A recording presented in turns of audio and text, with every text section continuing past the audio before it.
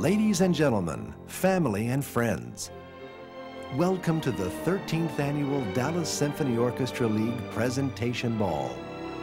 Tonight is the culmination of a whirlwind of activities from which wonderful memories are made. It's a celebration of family, new friendships, and a formal introduction into society. Although the debutante season stretches over 7 months, preparations for this evening have been lifelong. As the fittings, teas, dinners, and dances come to an end, our debutantes wait with anticipation, for tonight truly represents a new beginning in their lives. As each young woman takes her bow, she completes a season of growth, a refinement of social grace, and joins the Dallas social and civic community of service. As our evening unfolds, we wish to share the beauty of our 36 debutantes and the wealth of tradition that distinguishes their noble heritage. The earliest histories of presentation were in the French and English courts. England's Queen Elizabeth I began the custom of formal court presentation of eligible young women from gentry. Nearly 3 centuries later, in 1840, Queen Victoria gave much of the ritual its present form, opening it up to the rising wealth of the Industrial Revolution. In the latter part of the 18th century, the custom of debutante presentation spread across the Atlantic to the United States. Assemblies in Charleston and Philadelphia were the first to present young women into their respective societies.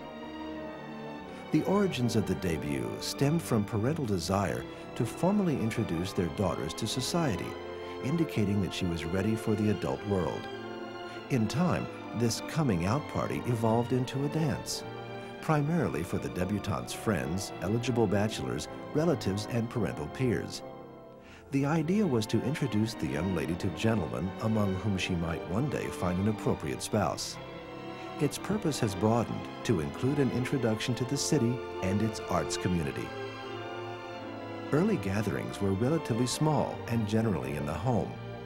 The first party given outside the home dates to 1870, when New York's Archibald Gracie King persuaded Charles Delmonico to allow him to hire Delmonico's larger room for a ball for his daughter. Delmonico was concerned by this breach of tradition, but agreed. Hence, the grand-scale balls were born. By the end of the 19th century, wealthy industrialists started throwing lavish parties for their daughter's debut. Word of them leaked to the press, and society editors gave broad exposure to these balls.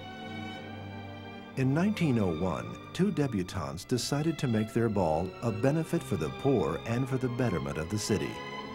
This pivotal decision inspired the philosophy we endorse tonight. The Dallas Symphony Orchestra is the sole beneficiary of tonight's presentation and represents one of its largest fundraisers.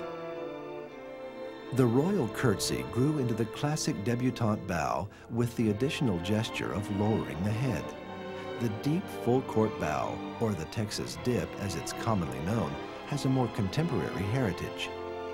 In 1909, the Order of the Alamo was founded in San Antonio.